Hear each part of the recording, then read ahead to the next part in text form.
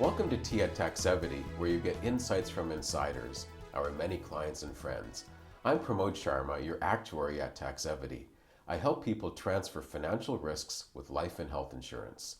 Our guest is Rickesh Lakhani. Rickesh, what do you do when you're not being interviewed?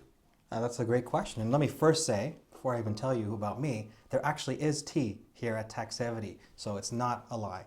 There's tea, it's wonderful, and you're very hospitable. So thank you for doing this. It's amazing what you guys are doing here. Well, thanks for coming by. So please tell us what you do when you're not telling people whether there is tea at Taxevity. Sure. I'm the executive director of an organization called Future Possibilities for Kids. It's a leadership and life skills development program. And I also am a father to 2 kids, I like to believe, a loving husband. And I also am engaged in a lot of activities and initiatives around the city as a volunteer. And when I have time, I also like to play the drums, go bike riding, and do some camping if I get the chance. I'm amazed at all the things you're able to fit into your lifestyle. Well, it makes it a little bit busy, but also fulfilling. How much volunteering takes place in Canada?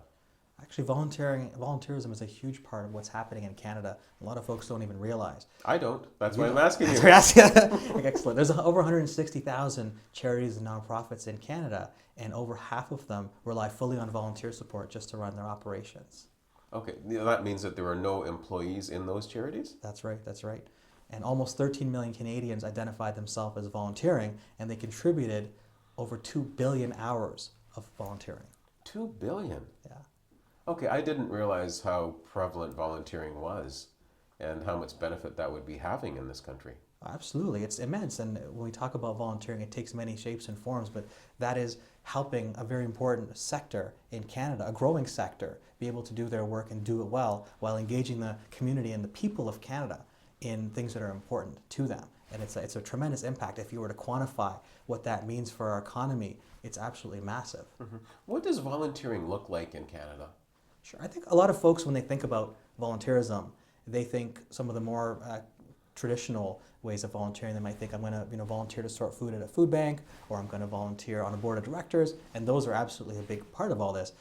Volunteering really is any opportunity for you to give of yourself and your time to add value to others. So that could take the shape of volunteering at your place of worship, sitting on the PTA committee at your school. It could be mentoring other people, and even what I would say you guys are doing here in providing a platform for messages to get out to the community. That's, to me, is volunteering as well. Oh, interesting. So that means that I'm volunteering too. You're volunteering right now as we speak, Pramod. Where do you volunteer your time? Sure. I guess it's important if I'm talking about volunteering that I'm actually doing it. I hope that you do, because otherwise this won't be a very good segment. Right, this whole thing will just be a sham. We just cancel the whole Right. thing. Stop the presses. I actually have been volunteering for a number of years and got a taste for volunteering when I was quite young. Currently, where I volunteer, I sit on the board of directors for the Association for Fundraising Professionals. I also help to lead the organization of an event called Be Good, Be Social York Region, which is using social media for social good. Currently mentoring about 4 individuals in terms of fundraising and leadership, and sort of things that I don't even necessarily remember right now. But I always find that it's important for me to have family, to have my work, and then to have some type of volunteerism that's happening in my life. What do you find, because you've done a lot of volunteering, you've seen a lot of volunteers, what do you find that people get out of volunteering? Wow, I think that's where a lot of folks don't realize how much benefit they can get from getting involved in their community in a volunteer capacity. So maybe I can speak to my own experience first, what I've gotten out of volunteering. Currently at the organization where I am now, at Future Possibilities, I'm the executive director, but I volunteered for 8 years before I started here. So it was because I was gaining so much from the experience. Initially, I started because I loved the idea of coaching a kid to achieve a project in the community. That was great. As I got involved, I met so many amazing people that continue to be and became friends, mentors, and even business contacts. I also had a chance to build a lot of my own skills, creative thinking, my coaching skills, and it was just a very, very fulfilling experience. And that's why I keep coming back.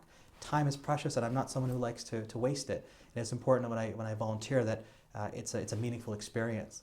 So I've definitely built my own network by volunteering and gained a lot of personal skills from doing so. Mm-hmm. And are there other things that other people might get out of volunteering? Sure, sure. I mean, I meant everyone gets something different. It depends what you're looking for. But definitely, when I say volunteering is a way to meet people, it's kind of a non-intrusive way to network. If you go to a networking event, it's pretty clear everyone's there to meet people. When you volunteer, you're out there and you're meeting folks. A lot of them will be like-minded, and a lot of them will be people you might have never encountered anywhere else.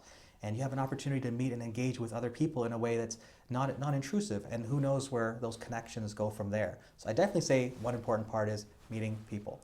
Another thing is building your own skill set, whatever that looks like. You can get experience with finance, with governance, or you could say, I just want to come in and I want to do something hands-on like landscaping or painting. So it really depends what you're looking to get out of it, but there are opportunities to gain skills. And the feeling that you get from volunteering and giving back and the impact that you see on someone's life, potentially coaching a kid or volunteering at a soup kitchen, whatever that looks like for you, the feeling that you get is also very, very incredible. Yeah, I do some volunteering myself. I'm on the board of Western University for the alumni and the board of Carpe Tobacco, but I was volunteering prior to getting those positions. What do you find gets in the way of people volunteering? Because we volunteer, but we know other people who don't. Sure. Well, with almost 13 million Canadians reporting that they volunteered, we know that there are a lot of folks that are doing it. I think that the barriers that get in your way, of course, number one would be time. I don't have the time to volunteer. I think another big part of that is people don't know how to get involved. So they might say, well, look, I want to do some good, but I don't know where to go or what I can add. So trying to get out there and learn about some of the organizations or causes that are out there that you can get involved with is important.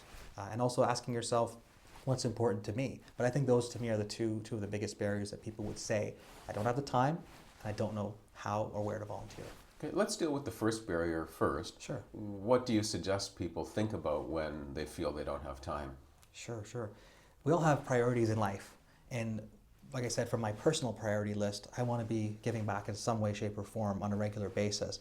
I think that when people think of volunteering, the time commitment does not have to be huge. We talk even 1 hour a month could be of huge benefit to you as well as to an organization or cause of your choice. So that's the first thing. I think don't be overwhelmed with I have to be giving dozens of hours a month. The other piece about that is looking at some of the things that we do in our own lives, and maybe 1 hour volunteering a month means an hour less of Netflix, an hour less of YouTubing, not an hour less of watching Tia Taxevity though. Okay, good. You're a great guest. You know how this works. I absolutely do. No, it's so I think that's important to look at your life priorities, but also to recognize that even an hour a month, the kind of benefits that you can get from doing that, that's how you can maybe get around the time issue. You're not going to be able to create more time, but you can look at where you're spending your time now and what value you're getting out of those different activities and saying, well, what if I just gave an hour a month and I have all these things that I could gain from doing this? That looks like a pretty easy way to get started. An hour a month is something we should be able to include into our schedules. I hope so. How do people get started with volunteering? Sure. I think the first step is asking yourself what's important to you. What skills do you have that I'd like to contribute, or skills you have that you would like to grow? And when you start there, you can think about what you're passionate about, what you have to add. Then you start going out there and you look for things that align with that and organizations and causes that align with that. And then you start to see, wow, there are a lot of different places I can get involved. And there's also a lot of resources and services out there that can help match you as volunteers, and a lot of organizations that have an entire staff member that is dedicated to supporting and engaging volunteers, and you can connect with them. So if you're not sure where to start, talk to someone like myself or someone else who volunteers, ask them how they got started, and you'll find there are actually a lot of resources out there, such as Volunteer TO, which in the GTA can provide volunteer matching opportunities. What's your key message for the people watching? Well, to me, volunteering is just very, very important. I do believe we all have a duty to get involved and to give back to others, whatever our resources, whatever our capacity. That's really important philosophy for me.